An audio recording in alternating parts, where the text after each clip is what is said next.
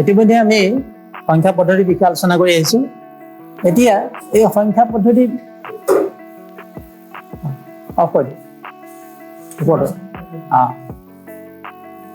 ইতিমধ্যে আমি সংখ্যা পদ্ধতি বিকাশৰ বিষয়ে আলোচনা কৰি আহিছো আৰু সংখ্যা পদ্ধতি বিকাশৰ ক্ষেত্ৰত এলজেব্ৰিক ইকুৱেশ্যন অৰ্থাৎ যিবিলাক বীজগণিতীয় সমীকৰণ, এই সমীকৰণবিলাকে এটা ডাঙৰ ভূমিকা পালন কৰি আহিছে। আমি যদি একেবাৰে সৰল এক সমীকৰণৰ বিষয়ে চিন্তা কৰোঁ, যাক আমি ৰৈখিক সমীকৰণ বুলি কওঁ, এই ৰৈখিক সমীকৰণৰ আকাৰ হ'ব x = b আৰু ইয়াত a আৰু b যিকোনো দুটা পৰিমেয় সংখ্যা। তাৰপিছতে আমি যদি চাওঁ, যিটো আমি দ্বিঘাত সমীকৰণ বুলি কওঁ, য'ত যিটো চলক থাকিব, চলকৰ ঘাত হ'ব 2, এই দ্বিঘাত সমীকৰণটো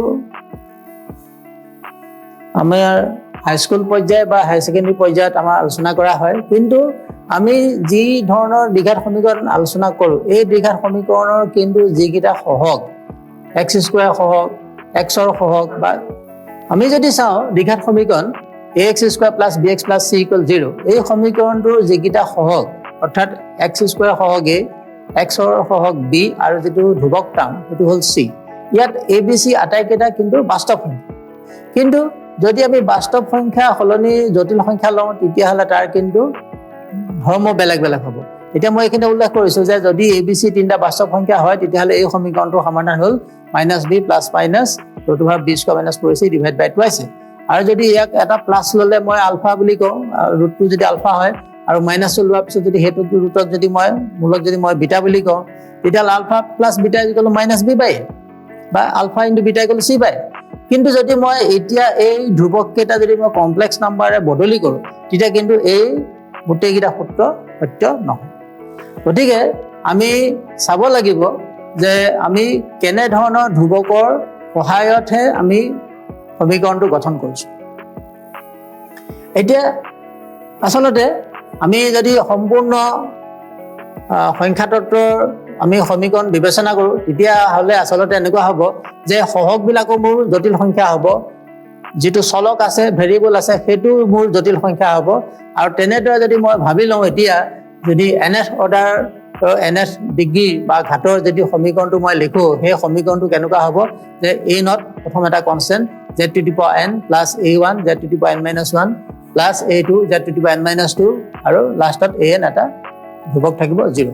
ইয়াত কিন্তু সকলোবোৰ a0, a1, a2 এইবিলাক হ'ল জটিল সংখ্যা, অৰ্থাৎ a0, a1, a2, an up to সকলোখিনি আমাৰ জটিল সংখ্যাৰ অন্তৰ্ভুক্ত হৈ আছে। আৰু z যিটো মই চলক বুলি কৈছোঁ, সেই ভেৰিয়েবলটো চলকটোও কিন্তু এটা জটিল সংখ্যা। গতিকে আমি এনেকুৱা এটা সমীকৰণ পালোঁ যে যাৰ সহগবিলাকো জটিল সংখ্যা, তাৰ চলকটোও জটিল সংখ্যা, সেই ধৰণে গঠন কৰা সমীকৰণটোক আমি কওঁ যে এটা বীজগণিতীয় সমীকৰণ। এতিয়া আমাৰ সন্মুখত এতিয়াও এইটো এটা প্ৰত্যাহ্বান হৈ আছে যে এই সমীকৰণটোৰ সম্পূৰ্ণ সমাধান উলিয়াব এতিয়ালৈকে আমি সক্ষম হোৱা নাই, য'ত সকলোবোৰ মোৰ সহগ জটিল সংখ্যা হ'ব, য'ত মোৰ যিটো চলক, সেই চলকটো এটা জটিল সংখ্যা হ'ব। গতিকে আমাক এই বীজগণিতীয় সমীকৰণবিলাকে আমাক বিভিন্ন ধৰণৰ ধাৰণা দিয়ে। এতিয়া দেখা গৈছে যে বীজগণিতত এটা সংখ্যা আছে, এটা হ'ল ই আৰু এটা হ'ল পাই। পাইটোৰ বিষয়ে আমি যথেষ্ট পুৰণা দিনৰ পৰাই চৰ্চা হৈ আহিছে, যিসকলেও চৰ্চা কৰিছিলে, ভাৰতবৰ্ষতো চৰ্চা হৈছিলে। আৰু সেই মানটো আমি যে পৰিধিক যদি আমি ব্যাসাৰে হৰণ কৰোঁ, তেতিয়াহ'লে আমি এটা সংখ্যা পাম। সেই সংখ্যাটোক আমি পাই বুলি নিৰ্দেশ কৰিছোঁ, আৰু ইয়াৰ মানটো 3.1415926 এনেদৰে গৈ থাকিব। এতিয়া বৰ্তমানলৈকে ছুপাৰ কম্পিউটাৰ লৈ এই সংখ্যাটো গণনা কৰিবৰ কাৰণে চেষ্টা কৰা হৈছে, কিন্তু কোনো ধৰণৰ ইয়াত পেটাৰ্ণ নাই যে কি ধৰণে পুনঃপুৰণিকভাৱে সংখ্যাবোৰ আহিব, তাৰ কোনো নিৰ্দিষ্টতা নাই। গতিকে শেষো নহয়। গতিকে এই সংখ্যাটো আচলতে সম্পূৰ্ণৰূপে আমি কেতিয়াও গণনা কৰি শেষ কৰিব নোৱাৰোঁ। মাত্ৰ আমি কি কৰিব পাৰোঁ, ব্যৱহাৰৰ ক্ষেত্ৰত আমি ইয়াক এটা পৰিমেয় সংখ্যাৰে আমি আসন্ন মানলৈকে লিখি লওঁ, কাৰণ আমাৰ যি বিভিন্ন অভিযান্ত্ৰিক পৰিগত এই সংখ্যাটো আমাৰ প্ৰয়োজন হয়। গতিকে আমি এটা আমাৰ যিমানখিনিলৈকে বোলে প্ৰয়োজন হয়, আমি সিমানখিনিলৈকে লিখি ল'লোঁ, আৰু সেই সংখ্যাটো লৈ আমি বিভিন্ন ধৰণৰ কেলকুলেশ্যন কৰি আমি মান নিৰ্ণয় কৰোঁ। গতিকে পাইটো এটা অপৰিমেয় সংখ্যা, ইয়াক কোনো কাৰণত আমাৰ স্কুলত কেতিয়াবা এনেকুৱা মানে হয় যে পাই সমান 22/7 বুলি আমাৰ মানে আমি কেতিয়াবা লিখিবলৈ চেষ্টা কৰোঁ যে পাই সমান 22/7, কিন্তু 22/7 এটা পৰিমেয় সংখ্যা। গতিকে আমি কেতিয়াও ভুলকৈ ভাবিব নালাগে যে পাইখন 22/7, ই আচলতে এটা অপৰিমেয় সংখ্যা আৰু এই সংখ্যাটো আমি কেতিয়াও গণনা কৰি শেষ কৰিব নোৱাৰোঁ। মাত্ৰ আমি কাম চলোৱাৰ কাৰণে আমি এই সংখ্যাটো কেতিয়াবা আমি পৰিমেয় সংখ্যাৰে আমি সীমিত সংখ্যক অংকৰে আমি দেখি আমি তাক ব্যৱহাৰ কৰোঁ। তেনেদৰে বীজগণিতত এটা গুৰুত্বপূৰ্ণ সংখ্যা আছে ই, আৰু এই সংখ্যাৰ মান হৈছে 2.7118। এইটো তেনেকুৱাকৈ কেতিয়াও লিখি শেষ কৰিব নোৱাৰা এটা সংখ্যা। এইটো এটা অপৰিমেয় সংখ্যা। ই গুৰুত্ব অপৰিসীম, কাৰণ কেলকুলাছত যি কলন গণিতত ই দিয়াৰ হাৰ অপৰিহাৰ্য, কাৰণ ইয়াক লৈ ভূমি হিচাপে লৈ আমি বিভিন্ন কাম কাজ কৰোঁ। যেতিয়া লগাৰিথমত কোনো ভূমি উল্লেখ নাথাকে তেতিয়া আমি তাক ই বুলি ধৰোঁ। কেলকুলাছৰ বিভিন্ন ধৰণৰ ইণ্টিগ্ৰেশ্যন বা ডিফাৰেঞ্চিয়েশ্যনত আমি যেতিয়া কোনো ধৰণৰ তাত উল্লেখ নাথাকে ভূমিৰ বিষয়ে তেতিয়া আমি তাক ই বুলি ধৰোঁ। গতিকে এই দুটা হ'ল আমাৰ পৰিমেয় সংখ্যা, লগতে এইকেইটা আমাৰ অবীজীয় সংখ্যা। এতিয়া অবীজীয় সংখ্যা মানে কি হ'ল, যে যিবিলাক সংখ্যা কোনো বীজগণিতীয় সমীকৰণৰ সমাধান নহয় সেইবিলাক সংখ্যাই হ'ল অবীজীয় সংখ্যা। তাৰমানে তেতিয়াহ'লে আমি এইটো কথা ধৰিব পাৰিছোঁ যে সকলো বাস্তৱ সংখ্যাই কিন্তু বীজগণিতীয় সংখ্যা নহয়। সেইটো এটা যথেষ্ট গুৰুত্বপূৰ্ণ সিদ্ধান্ত যে সকলোবোৰ বাস্তৱ সংখ্যাই কেতিয়াও বীজগণিতীয় সংখ্যা নহয়। অৰ্থাৎ যেনেকৈ এই সংখ্যাটো কোনো বীজগণিতীয় সমীকৰণৰ সমাধান নহয়। এতিয়া আমাৰ মনত আচলতে স্বাভাৱিকতে এটা প্ৰশ্ন হয় যে আমি এনেকুৱা অবীজীয় সংখ্যা আৰু পাম নেকি? বিভিন্ন সময়ত বিভিন্ন গণিতজ্ঞই চেষ্টা কৰিছে যে কেনেধৰণে আমি অবীজীয় সংখ্যা আমি লিখাৰ আমি নিয়ম উলিয়াব পাৰোঁ। তেনেকুৱা এক প্ৰয়াসৰ ফলত ধৰি লৈছোঁ মই Z এটা সংখ্যা, আৰু Z সংখ্যাটোক A1 10 to the power -1, এইটো ফেক্টৰিয়েল। এতিয়া এইখিনি মই ফেক্টৰিয়েল কি এই বিষয়ে কথাটো অকণ কৈ লৈছোঁ। যেনিবা ধৰি লোৱা মোৰ 4 ফেক্টৰিয়েল মানে হ'ল যে 4ৰ পৰা আৰম্ভ কৰি একেবাৰে 1লৈকে মাল্টিপ্লাই থাকিব, মানে 4 × 3 × 2 × 1। গতিকে A1 × 10 to the power -1 factorial plus A2 × 10 to the power -2 factorial, এনেকুৱাকৈ AM+1 আৰু -M+n এইটো ফেক্টৰিয়েল। ইয়াত কিন্তু A1 A2 যিখিনি মই ইয়াত সহগ লিখিছোঁ, এই সহগখিনি কিন্তু আমাৰ দশমিক সংখ্যাৰ 1ৰ পৰা আৰম্ভ কৰি 9লৈকে হ'ব পাৰে।